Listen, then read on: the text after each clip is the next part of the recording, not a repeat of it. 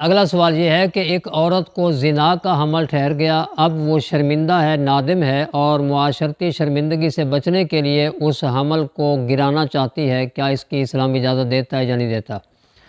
میری گزارش یہ ہے کہ جب حمل قرار پا جاتا ہے اور 120 دن اس پر گزر جاتے ہیں، یعنی 4 ماہ گزر جاتے ہیں، تو 4 ماہ کے بعد 120 دن کے بعد اس کے اندر روح پھونک دی جاتی ہے، اس کے جسم کے اعضاء مکمل ہو جاتے ہیں اور اس کے جسم میں جان پڑ جاتی ہے، روح پھونک دی جاتی ہے۔ اس صورت میں تو اس حمل کو گرانا بالکل قتل نفس ہے، قتل جان ہے، چاہے وہ نکاح صحیح کا حمل ہو یا وہ غیر شرعی حمل ہو، یعنی زنا کا حمل ہو، جس طرح آپ نے سوال کیا۔ کسی بھی صورت میں اس حمل کو گرانا جائز اور درست نہیں ہے، بلکہ یہ قتل جان ہے، قتل نفس ہے، اس کا حساب دینا پڑے گا۔ رہی بات اس حمل کی کہ جو 120 دن سے کم کا ہے، 2 ماہ کا ہے، 2.5 ماہ کا ہے، 1 ماہ کا ہے، اس کی پھر 2 صورتیں ہیں، آیا کہ وہ نکاح صحیح کا حمل ہے یا وہ غیر شرعی حمل ہے۔ اگر وہ نکاح صحیح کا حمل ہے تو اس کو گرانے کی اسلام اجازت دیتا ہے، مگر اس کی بھی کچھ شرائط ہیں۔ اس بچے کو گرانا جائز ہے بشرطے کہ اسے نہ گرانے کی صورت میں عورت کی جان جانے کا اندیشہ ہو۔ حاذق ڈاکٹر اسے کہتے ہیں کہ جو اپنی متعلقہ امراض میں ماہر بھی ہو اور خوف خدا رکھنے والا بھی ہو۔ حاذق ڈاکٹر اگر یہ کہہ دے کہ اگر حمل نہیں گرایا جائے گا تو عورت کی جان جا سکتی ہے، اس صورت میں وہ حمل گرایا جا سکتا ہے۔ ورنہ ڈاکٹر اگر یہ کہتے ہیں کہ بچے کی جان کو خطرہ ہے تو اسلام حمل کو گرانے کی اجازت ہرگز نہیں دیتا کہ بچے کی جان کو خطرہ ہے۔ بچے کی جان کو خطرہ ہے، جان دی کس نے ہے، بچہ پیدا کس نے کیا ہے؟ ماں کے پیٹ میں بچے کا نطفہ بھی اللہ رب العزت کی مشیت سے ٹھہرا اور ماں کے پیٹ میں بھی اس کو زندگی اسی اللہ نے دینی ہے۔ بیماری دینے والا بھی اللہ رب العزت ہے اور شفا دینے والا، صحت دینے والا بھی اللہ رب العزت خود ہی ہے۔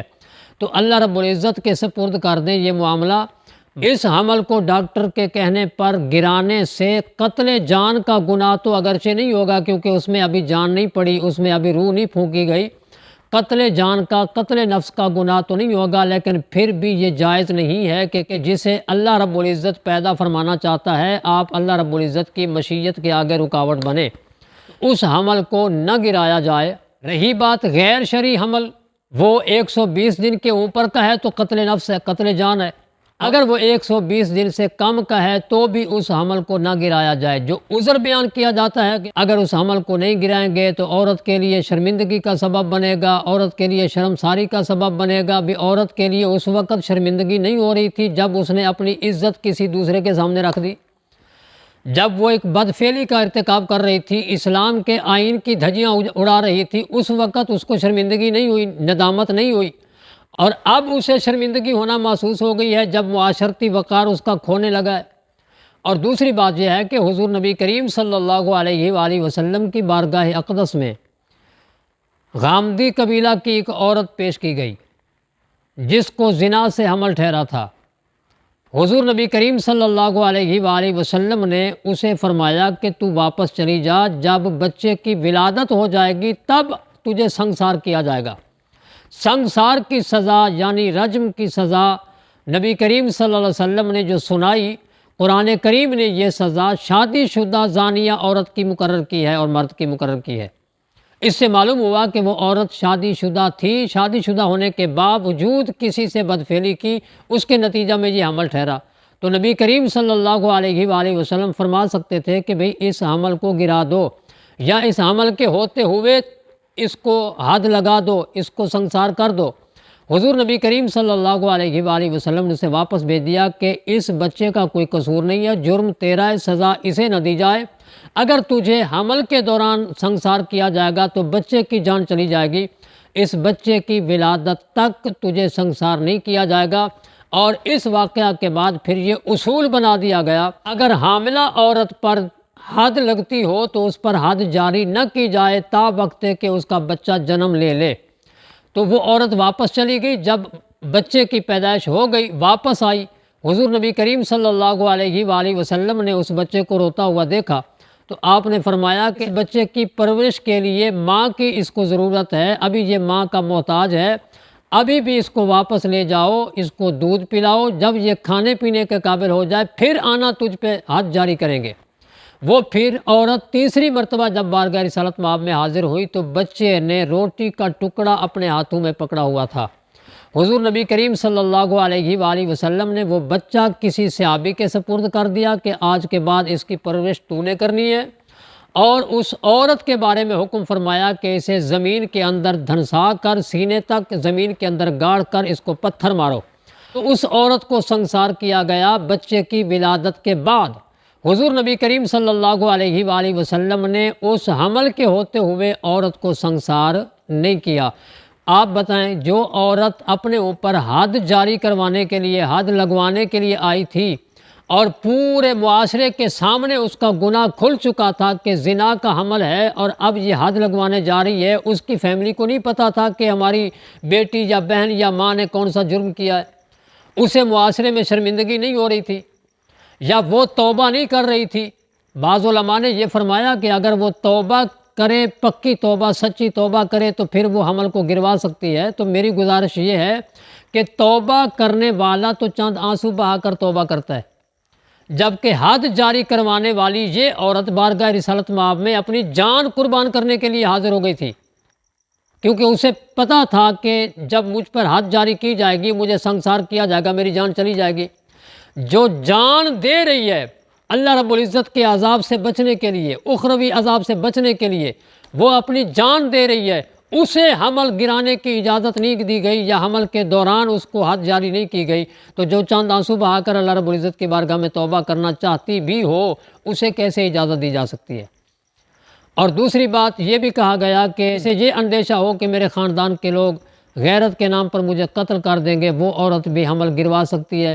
ہرگز ایسا نہ کریں، اس بچے کو پیدا ہونے دے۔ بارگاہ رسالت مآب صلی اللہ علیہ وسلم میں جو عورت حاضر ہوئی حد لگوانے کے لیے، کیا اس کی جان کو خطرہ نہیں تھا؟ کیا یہ معاشرے میں شرمندہ نہیں ہو رہی تھی؟ میں تو کہوں گا کہ ایسی عورت کو شرمندہ ہونا چاہیے۔ اگر آپ نے اس کو حمل گرانے کی اجازت دے دی تو یہ تو برائی کے راستے ہموار ہوں گے، فحاشی کے راستے کھلیں گے۔ یہ عورت اس گناہ کا اصرار کرے گی، اس گناہ کا تکرار کرے گی، اسے بار بار کرے گی، اور علل اعلان فحاشی پھیلنے کا پھر امکان تک جو ہے نا وہ وارد ہو سکتے ہیں۔ ایک حمل میرا گرا دیا گیا ہے، میرا معاشرے میں وقار بچ گیا، اب اگر دوبارہ ہو جائے گا تو بھی میں ایسا کر لوں گی۔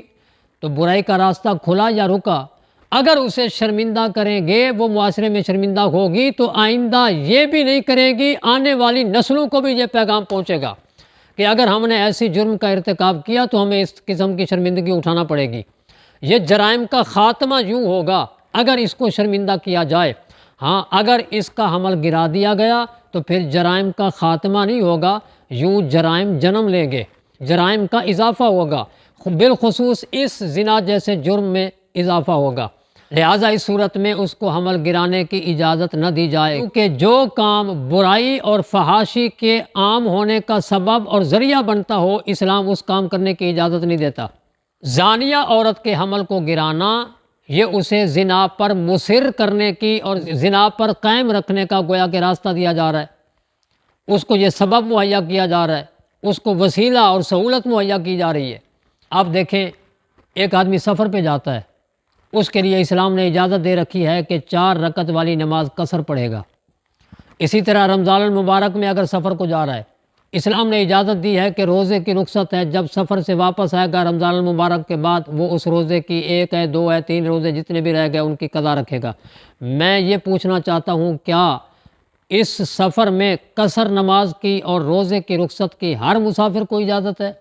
نہیں ہے، صرف اس مسافر کو اجازت ہے جس کا سفر شریعت کے مطابق ہو، یعنی ایسے کام کے لیے جا رہا ہو جس کام کی شریعت نے اجازت دے رکھی ہو، رزق حلال کی کمائی کے لیے جا رہا ہے، کسی اچھے کام کے لیے جا رہا ہے، الغرض کسی بھی ایسے کام کے لیے جا رہا ہے سفر پہ جس کام کی شریعت اجازت دیتی ہے، اس مسافر کے لیے اجازت ہے کہ وہ نماز بھی قصر پڑھے گا، روزہ بھی نہیں رکھے گا، اس کو اجازت ہے، رخصت ہے۔